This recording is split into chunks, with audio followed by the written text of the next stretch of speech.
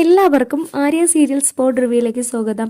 ഈ വീഡിയോ ഇഷ്ടപ്പെടുവാണെങ്കിൽ ഒന്ന് ലൈക്ക് ചെയ്തും സബ്സ്ക്രൈബ് ചെയ്തും ഒന്ന് സപ്പോർട്ട് ചെയ്യണം കേട്ടോ. ഇവർ വിവാഹിതരായാൽ സീരിയൽ റിവ്യൂ ആണ് പറയാൻ പോകുന്നത്. അങ്ങനെ അംബികയോട് നമ്മുടെ ഭൂമിജ സംസാരിക്കുന്നുണ്ട്. അച്ഛനെയും കൊണ്ട് ഒന്ന് പുറത്തൊക്കെ കറങ്ങിയിട്ട് വരണം, അച്ഛൻ ഒന്ന് ഹാപ്പി ആയിട്ട് തന്നെ ഇരിക്കണം എന്നൊക്കെ വിചാരിച്ചിട്ടാണ് ഞാൻ കൊണ്ടുപോകുന്നത്. ഈ സമയം തന്നെ അംബികയോട് ഭൂമിജ വീണ്ടും പറയുന്നുണ്ട്, അമ്മയെ കൊണ്ടുപോകാത്തതിൽ അമ്മയ്ക്ക് എന്തെങ്കിലും കുശുമ്പുണ്ടോ എന്ന്. അതേസമയം തന്നെ അംബിക പറയുവാണ്, അതേടി എനിക്ക് അസൂയയും കുശുമ്പും എല്ലാം ഉണ്ട്. എന്നിട്ട് പറയുവാണ്, എടി ഭൂമി നീ ഒന്ന് ഓർത്തു നോക്ക്, അച്ഛനെയും കൊണ്ട് ഒന്ന് പുറത്തേക്ക് പോയിട്ട് കറങ്ങി വരണം എന്ന് പറഞ്ഞത് ആരാ നിന്നോട്? ഞാനല്ലേ, പിന്നെ എന്തിനാടി എനിക്ക് കുശുമ്പ് വരുന്നത്? അതേസമയം തന്നെ ഭൂമിച്ച പറയുവാണ്, ഞാൻ വെറുതെ ചോദിച്ചതാ അമ്മേ. എന്നിട്ട് അംബിക പറയുവാണ്, എന്നാ പിന്നെ ഒരു ഗ്ലാസ് ചായ അങ്ങോട്ട് കുടിച്ചിട്ട് പോ എന്ന് പറയുന്നുണ്ട്. എന്നിട്ട് ഭൂമിക്ക് ചായ കൊടുക്കുന്നുണ്ട്. അതിനുശേഷം അംബിക ഒരു ഗ്ലാസ് ചായയുമായിട്ട് നമ്മുടെ അച്യുതന് കൊടുക്കാൻ വേണ്ടി വരുന്നുണ്ട്. ഈ സമയം തന്നെ അച്യുതൻ നല്ല ഷർട്ടും മുണ്ടൊക്കെ ഇട്ട് വരുന്നുണ്ട്. ഈ സമയം തന്നെ അംബിക കണ്ടിട്ട് പറയുവാണ്, അടിപൊളി സൂപ്പറായിട്ടുണ്ടല്ലോ എന്ന് പറയുന്നുണ്ട്. അതേസമയം അച്യുതൻ പറയുവാണ്, എന്നോടൊരു മാലാകക്കുട്ടി പറഞ്ഞായിരുന്നു ഷർട്ടൊക്കെ ഇട്ട് നന്നായിട്ട് ഒരുങ്ങി വരണമെന്ന്, അതുകൊണ്ടാണ് ഞാനിപ്പോ ഇതൊക്കെ എടുത്തിട്ടേ എന്ന് പറയുന്നുണ്ട്. ഈ സമയം തന്നെ അച്യുതൻ ഭൂമിജയോട് ചോദിക്കുകയാണ്, അമ്മയെ കൊണ്ട് പോകണ്ടേടി? അമ്മ തന്നെയാ പറഞ്ഞ് അമ്മ വരുന്നില്ല എന്ന്, അച്ഛനെയും കൊണ്ട് പോകാനായിട്ട്. അമ്മയ്ക്ക് വേറെ കുഴപ്പമോ വിഷമോ ഒന്നും ഇല്ലല്ലോടി എന്ന് ഭൂമിജയോട് അച്യുതൻ ചോദിക്കുന്നുണ്ട്. ഈ സമയം തന്നെ ഭൂമിജ പറയുവാണ്, അങ്ങനെയൊന്നും ഇല്ല, ഈ പോകുന്ന സ്ഥലങ്ങളെല്ലാം അമ്മ കണ്ടിട്ട് ആണ്. അത് ശരിയാ, അമ്മ പല നാടകങ്ങളിലും പോയിട്ടുണ്ടായിരുന്നപ്പോ ഇങ്ങനെയുള്ള സ്ഥലങ്ങളിലെല്ലാം പോയിട്ടുണ്ടല്ലോ, അതുകൊണ്ട് തന്നെ അവൾക്കൊരു വിഷമവും കാണത്തില്ല. നമുക്ക് എന്തായാലും പോയിട്ട് വരാം അച്ഛാ എന്ന് ഭൂമി പറയുമ്പോഴത്തേക്ക് വർക്ക്ഷോപ്പിൽ നിന്നൊരു കോള് വരുന്നുണ്ട്. ഭൂമിയുടെ ഒരു CCTV ക്യാമറ അവിടെ ശരിയാക്കാൻ കൊടുത്തിട്ടുണ്ടായിരുന്നല്ലോ. അതേസമയം അയാൾ പറയുവാണ്, എടി ഭൂമി ഇതിന് ശരിയാക്കാൻ പറ്റത്തില്ല, ഏതാണ്ട് ഇതിന്റെ കാലാവധിയൊക്കെ കഴിഞ്ഞിട്ടുണ്ട്, അതിന് വെറുതെ പൈസ ചെലവാക്കണോ? ഇത് കേൾക്കുമ്പോ ഭൂമിക്കാണെങ്കിൽ ഭയങ്കര ദേഷ്യം വരുന്നുണ്ട്. എന്തൊക്കെയാടോ താനീ പറയുന്നത്? പൈസ തീരാറായെന്നോ? അത് നിങ്ങളാണോ തീരുമാനിക്കുന്നത്? വെറുതെ പൈസ ചെലവാക്കണ്ടെന്ന്. അങ്ങനെയല്ല, ഇതിന് ആയുസ് ഉണ്ട്, ഞാനാ തീരുമാനിക്കുന്നത്. മര്യാദയ്ക്ക് അത് ശരിയാക്കി കൊണ്ടുവന്നേ. അങ്ങനെ കുറെ വഴക്ക് ഭൂമി കൊടുക്കുന്നുണ്ട്. ഈ സമയം തന്നെ അച്യുതൻ ചോദിക്കുവാണ്, എന്തിനാ മോളെ നീ അയാളോട് ദേഷ്യപ്പെടുന്നത്?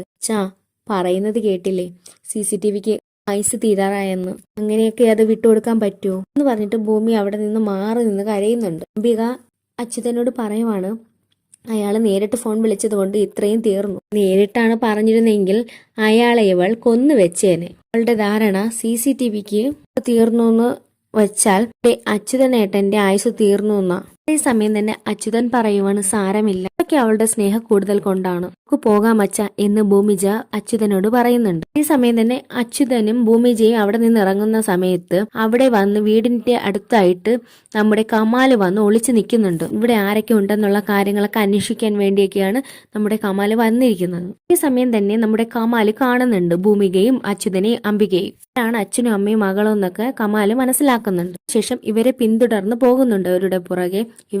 എവിടേക്കാണ് പോകുന്നതെന്ന് അറിയാൻ വേണ്ടിയിട്ടാണ് കാണിക്കുന്നതെന്ന് വെച്ചാൽ അജയുടെ വീട്ടിലെ കാര്യങ്ങളൊക്കെയാണ് കാണിക്കുന്നതെന്ന് വെച്ച് സൗഭാഗ്യപുരമാണ്. അവിടെ തകൃതിയായിട്ട് തന്നെ അഞ്ജനയുടെയും അജയുടെയും വിവാഹ നിശ്ചയത്തിന്റെ കാര്യങ്ങളൊക്കെ നടക്കുന്നുണ്ട്. സൗഭാഗ്യ മുത്തശ്ശി എല്ലാവരെയും വിളിച്ചിരുത്തിയിട്ട് മതം ചോദിക്കുന്നുണ്ട്. ഭവാനിയും വിളിച്ച് ചോദിക്കുന്നുണ്ട്, നിനക്ക് പൂർണ്ണ സമ്മതമാണല്ലോ ഒന്ന് നീ കൊടുക്കാനായിട്ട്, നിനക്ക് സമ്മതമാണല്ലോ? അതേസമയം തന്നെ ഭവാനി പറയാണ്, അതെ അമ്മയ്ക്ക് സമ്മതമാണല്ലോ അല്ലേ മകളായിട്ട് അഞ്ജലിയെ കൊണ്ടുവരുന്നതിൽ. അതേസമയം തന്നെ വർമ്മ പറയുവാണ്, പിന്നെന്താ, അവൾ നമ്മുടെ കുട്ടിയല്ലേ, ശരി അങ്ങനെയാണെങ്കിൽ നമുക്കതങ്ങ് ഉറപ്പിക്കാനമ്മേ. വർമ്മയ്ക്ക് എത്രയാ സ്ത്രീധനം വേണ്ടത്? വർമ്മ പറയുവാണ്, അമ്മ ഇന്ന് നല്ലൊരു മൂഡിലാണല്ലോ. നീ പറഞ്ഞോ? അതേസമയം തന്നെ വർമ്മ പറയുവാണ്, അമ്മേ ഇങ്ങനെയൊക്കെ പറയുന്നത് സ്ത്രീധനമോ? ഗീതയും ആ സമയത്ത് പറയുവാണ്, നമുക്ക് അതിന്റെ ഒന്നും ആവശ്യമുണ്ടോ? എനിക്ക് അതല്ലെന്നേ, ഭവാനിക്കിപ്പോ മറ്റുള്ളവരെക്കാളും സാമ്പത്തിക ശേഷി കുറവാണ്. അതുപോലെ തന്നെ അവളുടെ സമ്പത്തും വളരെ കുറവല്ലേ മറ്റുള്ളവരെക്കാളും. അതുകൊണ്ട് തന്നെ ഇനി നാളൊരു സമയത്ത് നിങ്ങൾക്ക് മനസ്സിലൊന്നും തോന്നാൻ പാടില്ല. അങ്ങനെ എന്തെങ്കിലും ഉണ്ടെങ്കിൽ ആ പ്രശ്നം ഞാൻ തന്നെ നികത്താമെന്ന് വിചാരിച്ചു. ഞാൻ അങ്ങോട്ട് നടത്തി തരും എന്ന് തന്നെ സൗഭാഗ്യ മുത്തശ്ശി പറയുവാണ്. ഈ സമയം തന്നെ പറയുവാണ്, അമ്മേ അവൾ ആരാ അമ്മ? ഒരു സഹോദരന്റെ മോള്. അങ്ങനെ ആയതുകൊണ്ട് നമ്മൾ അങ്ങോട്ടും ഇങ്ങോട്ടും സ്ത്രീധന കണക്ക് പറയേണ്ട ആവശ്യമുണ്ടോ? നമുക്ക് അങ്ങനെയൊന്നും ആവശ്യമില്ല അമ്മേ, നമുക്ക് അവളെ മാത്രം മതിയല്ലോ. അവൾ ഈ വീട്ടിലെ കുട്ടിയല്ലേ അമ്മേ? ഇക്കാലം മുതലേ നമ്മൾ പറയാറുള്ളതല്ലേ അമ്മേ, ജയും നമ്മുടെ അഞ്ജനയും, അല്ലെങ്കിൽ നമ്മുടെ ഏട്ടന്റെ മകൾ അഭിരാമിയും അജയും അങ്ങനെയുള്ള വിവാഹത്തിനെ പറ്റി പറഞ്ഞതല്ലേ? അങ്ങനെ പറഞ്ഞപ്പോൾ തന്നെ നമ്മുടെ സൗഭാഗ്യ മുത്തശ്ശി പറയുവാണ്, അപ്പോൾ എല്ലാവർക്കും സമ്മതമാണല്ലേ? നീ സത്യ, നീ ഒരു കാര്യം ചെയ്യണം. എന്തായാലും അഞ്ജനയ്ക്ക് അച്ഛനില്ല.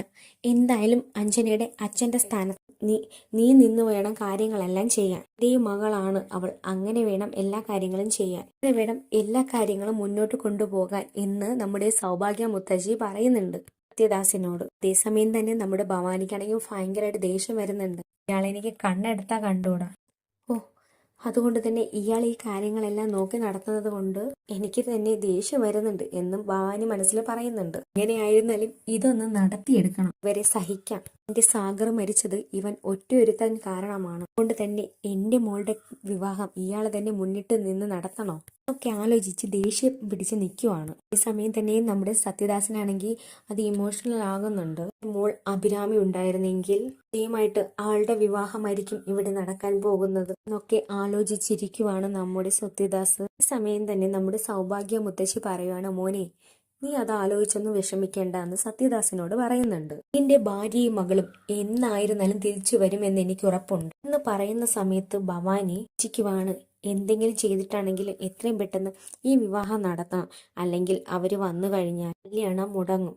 എന്തെങ്കിലും ഒരു കാര്യം ചെയ്യണം എന്ന് ഭവാനി ആലോചിച്ച് നിൽക്കുവാണ്. പുറത്തേക്ക് ഇറങ്ങിയിട്ട് കമാലിനെ വിളിക്കുന്നുണ്ട്.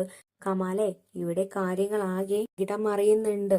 എത്രയും പെട്ടെന്ന് തന്നെ ഞാൻ നിന്നോട് പറഞ്ഞ ആ കാര്യം ചെയ്യണം. ആ പെണ്ണ് അയാളുടെ മകളാണോ എന്ന് നീ തിരിച്ചറിയണം. കാര്യം നീ ഇതുവരെയായിട്ടും കണ്ടുപിടിച്ചോ എന്നൊക്കെ ഭവാനി ചോദിക്കുന്നുണ്ട് കമാലിനോട്. ഈ സമയം തന്നെ കമാല് പറയുവാണ്, മേഡം ഞാൻ അതിനു പുറകിലാണ്, പക്ഷേ ഇന്നെങ്കിലും ഞാൻ ആ സത്യം കണ്ടുപിടിച്ചിരിക്കും എന്ന് കമാല് ഒരു ഉറപ്പ് നൽകുന്നുണ്ട് ഭവാനിക്ക്. ഇതിന് യാതൊരു തരത്തിലും മാറ്റം സംഭവിക്കത്തില്ല ഇങ്ങനെ കമാല് പറയുന്നുണ്ട്. ഭവാനിയാണെങ്കിൽ അത് കേട്ട് സമാധാനത്തോടെ ഫോൺ വെക്കുന്നുണ്ട്. സമയം തന്നെ നമ്മുടെ അജയ് അങ്ങോട്ടേക്ക് എത്തുന്നുണ്ട്. സമയം തന്നെ അജയ് ചോദിക്കുവാണ്, ഇവിടെ എന്താ എല്ലാവരും കൂടെ ഒരു ചർച്ച?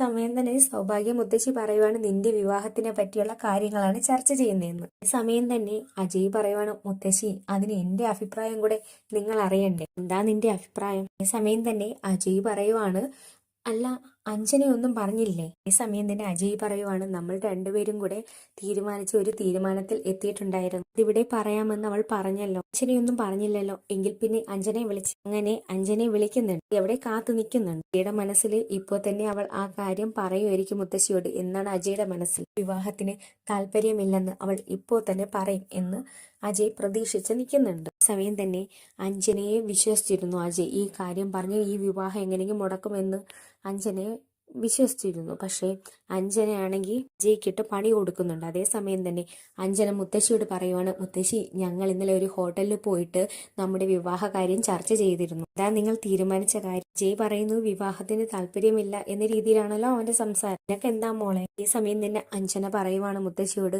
അജയും ഞാനും കുട്ടിക്കാലം മുതലേ ഇഷ്ടത്തിലാണെന്ന്, കല്യാണത്തെക്കുറിച്ച് തീരുമാനിക്കാൻ തന്നെയാണ് നമ്മൾ അങ്ങോട്ടേക്ക് പോയതെന്നും പറയുന്നുണ്ട്. അഞ്ജനയുടെ ഈ വാക്കുകൾ കേട്ടപ്പോൾ തന്നെ ഞെട്ടി നിൽക്കുവാണ് നമ്മുടെ അജയ്. അജയ്ക്ക് മനസ്സിലായി അഞ്ജന അജയെ ചതിച്ചു എന്ന്.